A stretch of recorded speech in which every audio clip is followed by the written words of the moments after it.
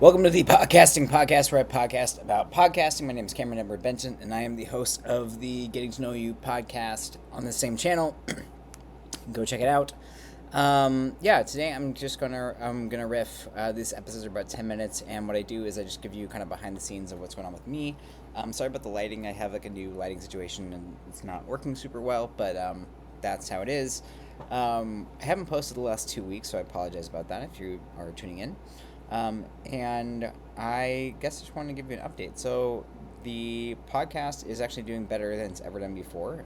We've grown like, I don't know, I would say 70, 80 subscribers in the last like month, 2 months, which is way more than we were growing before. So we're doing a lot. I think a lot of that is coming from Shorts. Shorts has been really, really helpful for growth, for getting reach, and the content I think that we're creating is better than ever as well, as far as the actual like content. My team is just crushing it. Things are running really smoothly, and at the same time, I'm on the verge of possibly taking a break for a period of time because it's just been a lot with this, with business, with my life stuff, with like dating, with all these different things. And it's not so much that I'm like stopping, but want to take some time to like really recalibrate and really figure out, okay, what am I doing? Why am I doing what I'm doing?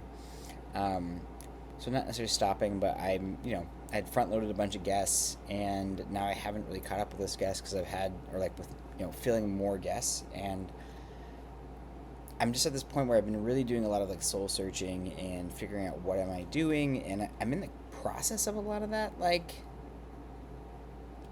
elimination, I guess, if that's what you want to call it, or like figuring out who or what I am. Um, and I've been working with a coach, and one of the things that she talked about was really just bringing forward my authenticity and bringing forward like my heart of stuff. And we talked about like the people that I can serve, and a lot of what I think about with my podcast is, I want people to feel seen and heard, and yet like I often don't put my own self out there that much to feel that way. I want to draw on the wisdom of other people, but I don't share my own wisdom and my own experiences. And I guess like I think about a lot of times with like Alex Ramosi, like what are we? Sorry, I have a notification go off. Like what are we doing? I'm really lost in a lot of thought.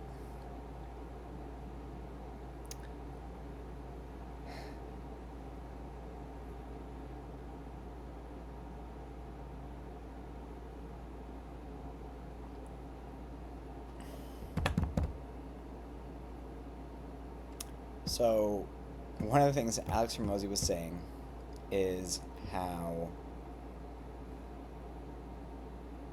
you do epic shit and then you talk about it. So, one of the epic things that I have done is I have overcome a lot of trauma, I guess, to be here where I am. My dad, um, abused with my sisters and was arrested when I was 16.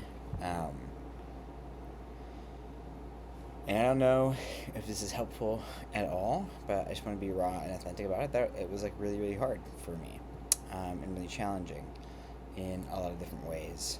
So that's one epic thing that I've done, that I've like survived, and I've learned how to cope. And it was really challenging because there's when something like that happens, to like your actual father, not like a monster or something like that, right? It's pretty life shattering because you have one person that is like your hero in a lot of different ways, and was genuinely a good dad for me,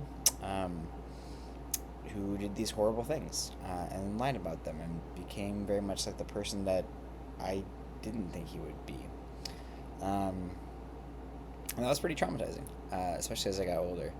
Other epic things I've done, I grew a company from making $1.5 million to $3.5 million per year, and that was pretty dope as the director of sales, and it was something that was really aligned with my passions and just everything I loved. Another epic thing I've done has been going to 54 concerts in a single year, and went to 9 music festivals across the country, and bunch of raves that completely changed my life in amazing ways. And I guess the other things, two things I've done have been, one, going from working as a server fine dining to becoming the director of sales for said neuroscience company. That was a direct pivot. Um, and so I don't know, that's something I could talk about as well. So there's a bunch of different little things that I could talk about, and if you're watching this and you're interested in, let me know. I'm just really recording this raw, and I'm even in my head about being like, hey, is this going to be valuable or not valuable? Am I rambling too much or not enough? Are you going to swipe away or not? Maybe you already have. If you already have, you're not watching. So if you are still watching, let me know if there's any of these things you'd love to hear more about. And the last thing I want to talk about is consistency. So consistency is something that people talk about a lot, about being consistent, like showing up every day, whatever that means. And I really like actionable definitions, and something that Alex Hormozi does a lot. And it's this, way of taking, okay, you get this word that's kind of abstract, and you kind of know what it means, but like, what does it mean in sort of a practical, measurable way that I can look at it and I can like do that, right? Like he talks about being patient is doing something else while you're waiting. So if you're doing something else while you're waiting with a thing, you're being patient, right? And that's a lot better than like developing patience in this abstract concept that we don't know what we're talking about. But the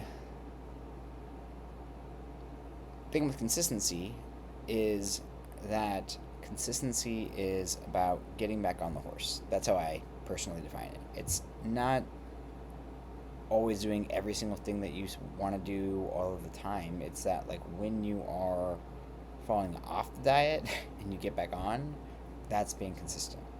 And the reason that I like this definition is because, for me at least, it's really easy to beat myself up. I'm somebody who struggles with ADHD, who has ADHD, neurodivergent, can struggle with perfectionism, which like I'm taking this course that has really helped me break through that.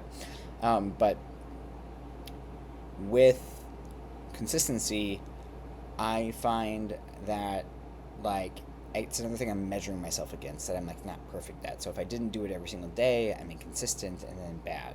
Or it's like, well, how consistent? And I'm starting to like measure it and trying to figure it out. And so for me, at one point, I just wrote down and said like, consistency is about getting back on the horse. That's all it is. Consistency is about getting back on the horse. And this is so helpful for me because there's so many times, whether it's being on vacation for a long time or falling away from a habit, where I can feel guilt and shame, and then it's like, if I want to be consistent, I just get back on the horse. That's all I have to do. I just have to get back on and start again, right? Get back on my diet. And then I like the tiny baby steps. So like taking one small step, like for me with my diet, like I'm still in the weight range that I'm supposed to be at according to the RP Diet app. But I haven't been eating, the calories and macros and stuff that I'm supposed to. And I've been eating out a lot and eating inconsistently and not eating a lot of vegetables and things that I don't really want to be doing. And so, but I've still been keeping the same weight range, but like, it's like, okay, let me just take one step to getting back on, which has just been, I didn't eat out the last 2 days. And that was like a breakthrough, as silly as it is, right? Because then I'm like coming back and being, okay, cool. I'm just going to take this one small step and come here. Which is another huge piece for me that I've been getting into, which is simply to prioritize progress over perfection. And there's a million different people that you don't have to listen to me about this information about, but like as somebody with ADHD who's done a lot, struggled a lot, especially with perfectionism and keeping myself to really high standards, because I've had a lot of really great success in my life too, and I've had a lot of things that just happen like instantaneously because I'm talented. And so sometimes when there's things that take longer time that don't have that immediate payoff, it's really important for me to remember like progress over perfection. Progress, celebrate the steps, celebrate the growth, the small steps and the way that I'm doing things. Recording things every day has been really helpful for me. Just keeping a digital diary.